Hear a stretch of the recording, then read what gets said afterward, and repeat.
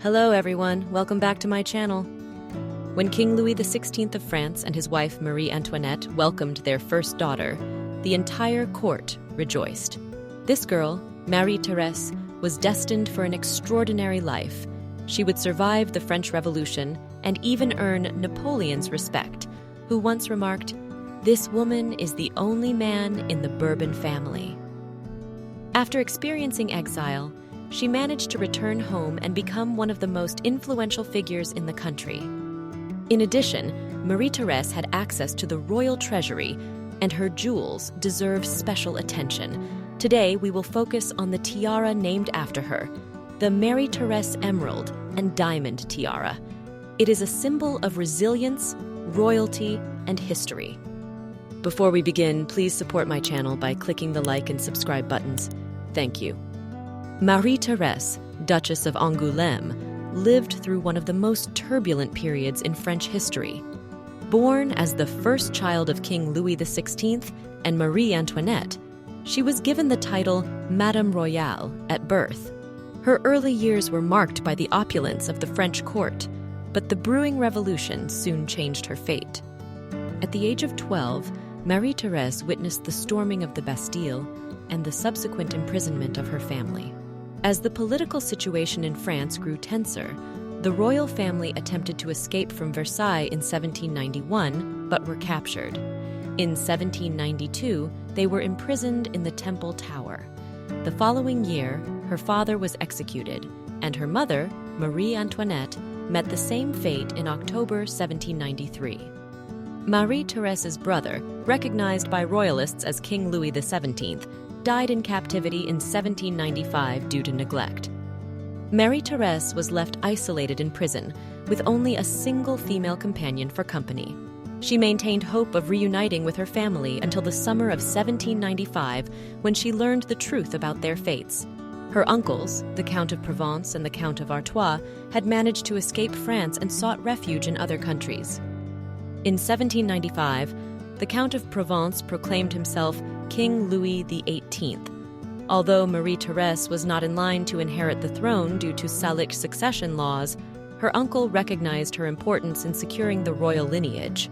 He entered negotiations to have her released from confinement, and in December 1795, she was freed as part of a prisoner exchange. Marie-Thérèse was taken to the imperial court in Vienna, where she stayed with her cousin, Emperor Francis II. In 1799, she joined her uncle Louis XVIII and aunt at Jelgava Palace in present-day Latvia. Louis XVIII, eager to secure the royal succession, convinced Marie-Thérèse to marry her cousin, Prince Louis-Antoine, Duke of Angoulême, by falsely claiming it was her parents' wish. Marie-Thérèse and Louis-Antoine were married on June 10, 1799. For the next 15 years, they were part of a roaming royal court, seeking refuge in various European countries during Napoleon's reign. Eventually, they settled in England, renting Hartwell House in Buckinghamshire. The fortunes of the Bourbon family changed in 1814 after Napoleon's defeat. The family returned to Paris, and Marie-Thérèse took on the role of France's First Lady during her uncle's reign. The return of the Bourbons to the French throne in 1814 was a significant event in European history. After years of Napoleonic rule, the restoration of the monarchy marked a return to traditional values and stability.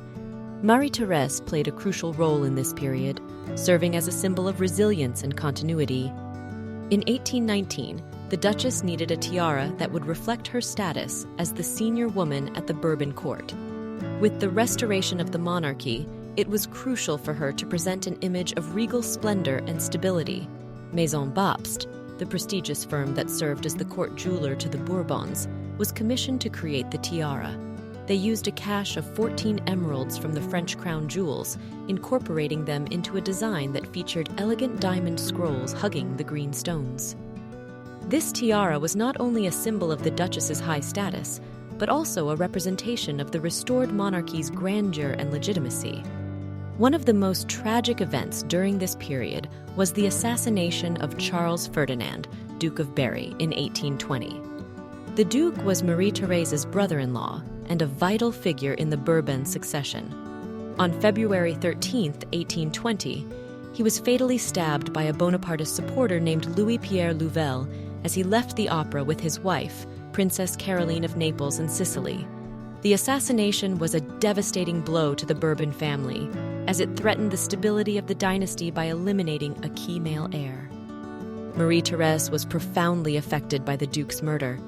Contemporary accounts describe her deep grief and the symbolic significance of this loss for the Bourbon family. The assassination underscored the precariousness of the Bourbon Restoration and the constant threat of political violence. Despite this tragedy, the family found hope in the birth of the Duke's posthumous son, the Count of Chambord, later that year. This event was celebrated as a miracle and a sign of the Bourbon dynasty's resilience. The reign of Charles X, who succeeded Louis XVIII in 1824, was marked by increasing political instability. Charles X was Marie-Thérèse's father-in-law and a staunch conservative. His regressive policies, including efforts to restore the absolute monarchy, alienated many segments of French society. This growing unrest culminated in the July Revolution of 1830, which forced Charles X to abdicate the throne. The revolution marked the end of the Bourbon Restoration and the beginning of a new era in French politics. During this tumultuous period, Marie-Thérèse briefly became the Queen of France. Charles X abdicated in favor of his grandson, the young Count of Chambord, and Marie-Thérèse's husband, the Duke of Angoulême, was next in line. However, the Duke of Angoulême was initially unwilling to renounce his claim. After a 20-minute conversation, he also signed the abdication papers. Thus, during those 20 minutes, Maria Theresa was formally the queen. After the July Revolution of 1830, Marie-Thérèse, Duchess of Angoulême, found herself once again facing exile. This time, she chose to leave behind many of her precious belongings, including the magnificent emerald and diamond tiara. There could be several reasons for this decision. Perhaps she believed that the tiara, as a symbol of the Bourbon monarchy, should remain in France as part of the nation's heritage. Alternatively, the urgency and chaos of the situation may have left her with little time to gather her possessions.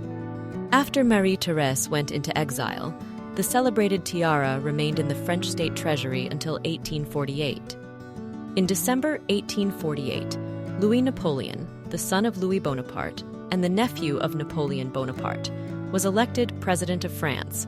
He gradually undermined the authority of the National Assembly and eventually became Emperor Napoleon III in 1852. During his reign, the tiara came into prominence once again as it became a favorite piece of jewelry of Empress Eugénie, his wife. Empress Eugénie, known for her exquisite taste in jewelry, frequently wore the tiara at formal occasions. She was particularly fond of emeralds, believing they suited her fair skin and red hair. During the Prussian invasion of France in 1870, the crown jewels were moved to Brest, an important seaport and naval base in northwestern France. They stayed in Brest until 1872, after which they were transferred to the vaults of the Ministry of Finance in Paris. When Empress Eugénie escaped to Britain with her son, she took her personal jewelry, but this did not include the Marie-Thérèse emerald and diamond tiara. In 1878, the French crown jewels, including the tiara, were showcased at the Third Paris World Fair, known as the Exposition Universelle, which ran from May 1st to November 10th. The event was a huge success, drawing over 13 million visitors. In 1884, the crown jewels were once again exhibited, this time at the Louvre Museum. The special exhibition aimed to support the École des Arts Industriels, School of Industrial Arts, and was well received, generating significant funds for the cause. Later, the French National Assembly, uncomfortable with the presence of these royal symbols, decided that all the crown jewels should be dismantled or sold. President François-Paul Jules Grévy, during whose term this decision was made, ordered the sale of the jewels, with the proceeds going to the government. Despite strong opposition from Parisian jewelers who valued the historical and artistic significance of the collection, the sale proceeded. The auction on May 12, 1887, garnered international attention.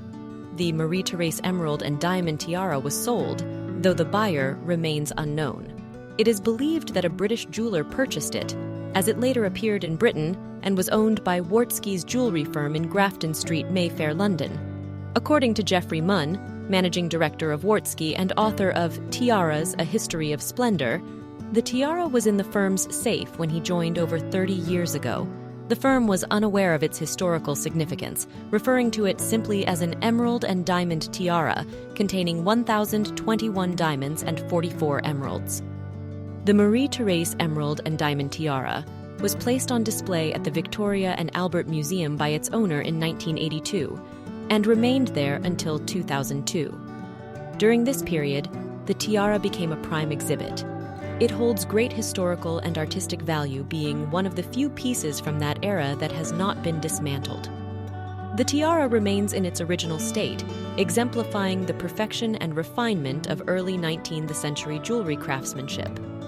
In 2002, the owner of the historic tiara decides to dispose of it, but the arts minister places a temporary export bar on the tiara.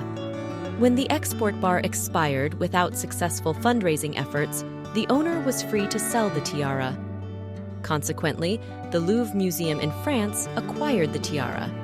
Thus, the tiara of the Duchess of Angoulême, Marie-Thérèse Charlotte, became part of the Louvre Museum's collection, where it is displayed today. Thank you for joining me in exploring these historical royal treasures. Your support is greatly valued, so please remember to like, subscribe, and share this content. Don't forget to hit the notification bell for the latest updates. Your engagement is immensely appreciated.